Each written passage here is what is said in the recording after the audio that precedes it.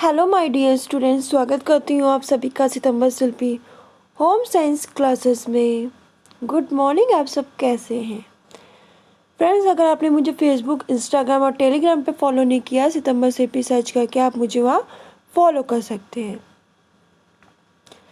चलिए फ्रेंड्स, शुरू करते हैं आज की क्लास। आज की जो क्लास होने वाली है सभी के लिए इम्पोर्टेंट है, चाहे आप टीजीटी के स्टूडेंट हो, PGT, net, LT, RPC first grade, सभी के लिए ये सभी के पेपर में पूछा जाता है क्वेश्चन। आज का टॉपिक है हमारा खाद्य सूक्ष्म जीव वैज्ञानिक सुरक्षा की विधियाँ। ये हमारा पार्ट 1 है, पार्ट 2 भी लेकर आऊँगी जल्दी। चलिए शुरू करते हैं आज की क्लास।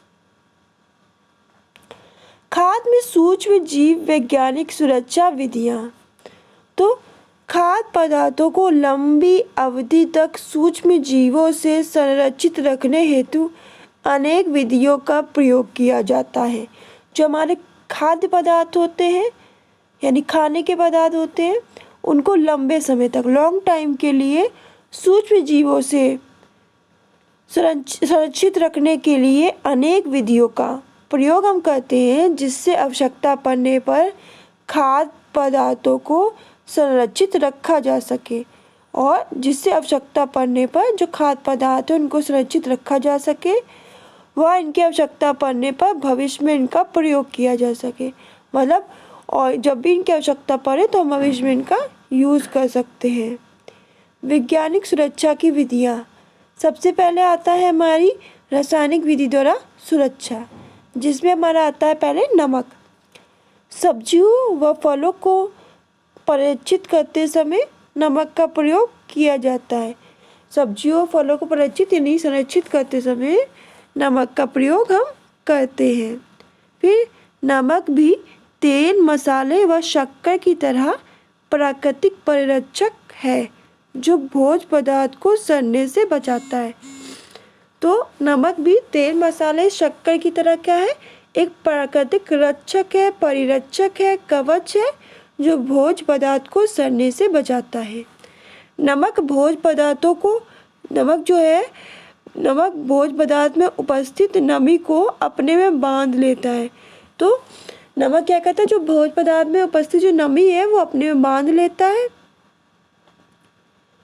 सूक्ष्म जीव को पनपने के लिए मुक्त रूप से स्थान नहीं मिल पाता, और जो सूक्ष्म जीव है उनको पनपने के लिए मुक्त रूप से जो स्थान नहीं मिल पाता, इसके अतिरिक्त नमक प्रसरण क्रिया के द्वारा सूक्ष्म जीवों में उपस्थित नमी को भी सोख लेता है। तो क्या होता है कि जो नमक है वो प्रसरण क्रिया के द्वारा जो सूक्ष्म जीव है उनमें उपस्थित जो नमी है उनको भी क्या कर लेता है?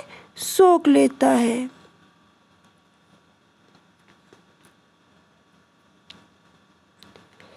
क्योंकि इससे क्या होता है? प्रसरण क्रिया के द्वारा जो कोशिकाओं की है वो कोशिकाओं की प्रसरण क्रिया के द्वारा ये होता है, जो कोशिकाओं की है वो सांद्रता जो होती है वो बढ़ जाती है। कोशिकाओं की जो होती है सांद्रता बढ़ जाती है, जिसके कारण क्या होता है? सूक्ष्म जीवों में उपस्थित नमी को भी सोख लेता है। उनकी क्रियाशीलता नष्ट हो जाती है, और क्या हो जाता है? जो सूक्ष्म जीव है उनकी क्रियाशीलता नष्ट हो जाती है और भोजन संरक्षित यानी परिरक्षित हो जाता है। फिर अम्ल के दौरे में टार्टिक अम्ल, साइट्रिक अम्ल, सारे अम्ल पढ़ लीजिएगा, शायद क्वेश्चन यहाँ से पूछ ले कि अम्ल के द्वारा कौन कौन सी विधियाँ हैं। तो आपका टार्टिक अम्ल, साइट्रिक अम्ल, सिरिका, ग्लेशियर, एसिटिक एसिड आदि भोज्य पदार्थों में उपस्थित सूक्ष्म जीवों को निष्क्रिय कर देते हैं। तो कुछ पूछा जा सकता है कि कौन से अम्ल भोज्य पदार्थ में उपस्थित सूक्ष्म जीवों को निष्क्रिय कर सकते हैं। तो आपका टार्टिक अम्ल, साइट्रिक अम्ल, सिरका, ग्लेशियर, एसिटिक एसिड आदि भोज्य पदार्थों में उपस्थित सूक्ष्म जीवों को निष्क्रिय कर देते हैं। फिर तेल मसालों द्वारा प्राकृतिक भोजन परिरक्षक की तरह काम करता है। जो प्राकृतिक भोजन है वो रक्षक की तरह काम करता है। इसमें बहुत प्रकार के रासायनिक तत्व उपस्थित होते हैं। और इसमें क्या होता है, बहुत प्रकार के क्या होते हैं, रासायनिक तत्व उपस्थित होते हैं। भोजन को सड़ने गलने और खराब होने से बचाते हैं। जो भोजन को क्या करते हैं, सड़ने से गलने से खराब होने से बचाते हैं, जो इसमें रासायनिक तत्व उपस्थित होते हैं। इन तत्वों की उपस्थिति के कारण क्या होता है, सूक्ष्म जीव पनप नहीं पाते और भोज्य पदार्थ जो होता है वो लॉन्ग टाइम तक यानी अधिक समय तक संरक्षित रहता है। लौंग, इलायची, प्याज, लहसुन, हल्दी, अदरक, काली मिर्च, जीरा, सौंफ, लाल मिर्च, राई, मेथी, अजवाइन, कलौंजी आदि प्राकृतिक परिरक्षक हैं। तो याद रखिएगा प्राकृतिक परिरक्षक क्या है। यहाँ से आपका नेट पे क्वेश्चन भी पूछा गया था प्रीवियस ईयर और मैंने कराया भी था।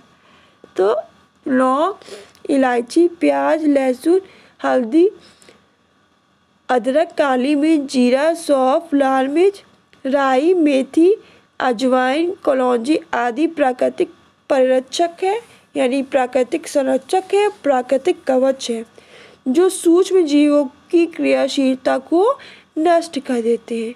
ये मसाले सूक्ष्म जीवी को ये मसाले क्या होते हैं, जो सूक्ष्म जीवों को मारकर भोज्य पदार्थों को सड़ने से बचाते हैं। और ये जो मसाले हैं ये क्या करते हैं, सूक्ष्म जीवों को मारकर भोज्य पदार्थ है उनको सड़ने से बचाते हैं। शक्कर के द्वारा भी भोज्य परिरक्षक यानी भोज्य संरक्षण की तरह कार्य करता है। तो शक्कर भी आपका भोज्य संरक्षण की तरह कार्य करता है। फलों को लॉन्ग टाइम के लिए संरक्षित रखने के लिए शक्कर का प्रयोग किया जाता है। तो फलों को लॉन्ग टाइम के लिए संरक्षित रखने के लिए किसका प्रयोग करते हैं, फलों को लॉन्ग टाइम तक के लिए सुरक्षित रखने के लिए हम शक्कर का प्रयोग करते हैं। फलों व सब्जियों में 70% शक्कर मिला दें। प्रसरण क्रिया द्वारा सूक्ष्म जीवों जैसे फफूंद, जीवाणु आदि की सक्रियता को नष्ट किया जा सकता है और सूक्ष्म जीव नहीं पनपते हैं फिर। और भोज्य पदार्थ लंबे समय तक क्या होता है, परिरक्षित रहता है, संरक्षित रहता है। मुरब्बा, चटनी, मार्मलेड आदि इसी तरह क्या किए जाते हैं, संरक्षित किए जाते हैं। मतलब फलों और सब्जियों में 68 से लेकर 70% शक्कर मिला देना है। फिर क्या होगा, प्रसरण क्रिया द्वारा सूक्ष्म जीवों जैसे फफूंद, जीवाणु आदि की सक्रियता को नष्ट किया जा सकता है। सूक्ष्म जीव नहीं पनपेंगे। भोज्य पदार्थ जो होंगे लंबे समय तक परिरक्षित रहेंगे यानी संरक्षित रहेंगे। आपका मुरब्बा है, चटनी है, मार्मलेड है आदि इसी तरह संरक्षित किए जाते हैं। फिर रासायनिक परिरक्षक के द्वारा, तो रासायनिक परिरक्षक जैसे sodium benzoate, potassium metabisulphite, citric अम्ल, सोबर्ट आदि द्वारा भोज्य पदार्थ को सड़ने से बचाया जा सकता है।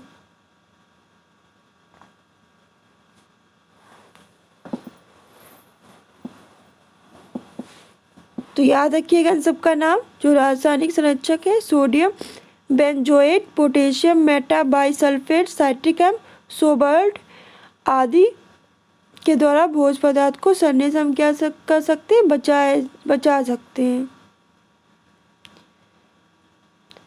सोडियम बेंजोएट अम्लीय माध्यम में स्थिर रहता है। याद रखिएगा जो सोडियम बेंजोएट है वो किस में, अम्लीय माध्यम में क्या होता है, स्थिर रहता है। सोडियम बेंजोएट अम्लीय माध्यम में स्थिर रहता है, वह क्षारीय माध्यम में इसकी क्रियाशीलता समाप्त हो जाती है। सोडियम बेंजोएट अम्लीय माध्यम में स्थिर रहेगा और क्षारीय माध्यम में इसकी क्रियाशीलता होगी वो समाप्त हो जाती है। जैम, अचार, मुरब्बा आदि में इसे प्रयोग करते हैं। स्क्वैश व शरबत को परिरक्षित करने में पोटेशियम मेटाबाइसल्फेट का प्रयोग करते हैं। इम्पोर्टेंट,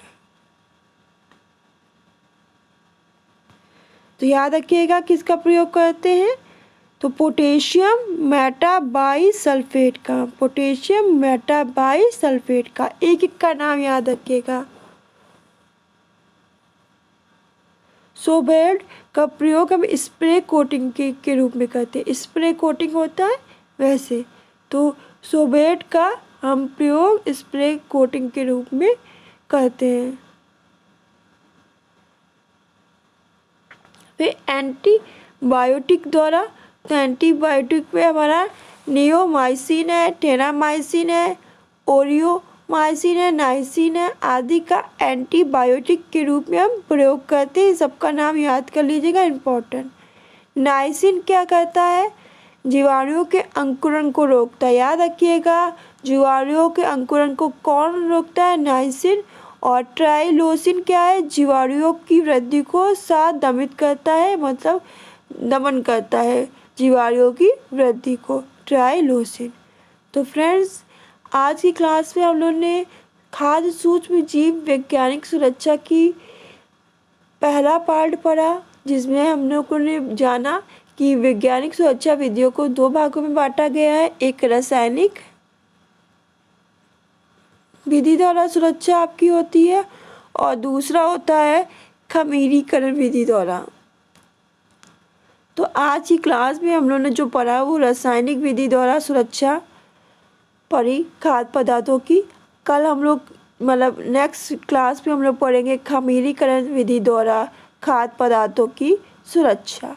तो फ्रेंड्स, आज के लिए बस इतना ही, मिलते हैं नेक्स्ट वीडियो में नेक्स्ट टॉपिक के साथ। तब तक खुश रहिए, मुस्कुराते रहिए, अपना ध्यान रखिए। चैनल को सब्सक्राइब नहीं किया है तो सब्सक्राइब जरूर कर दीजिएगा और इसका सेकंड पार्ट देखना ना भूलिएगा। यहाँ से क्वेश्चन बहुत पूछे जाते हैं। Bye bye, take care.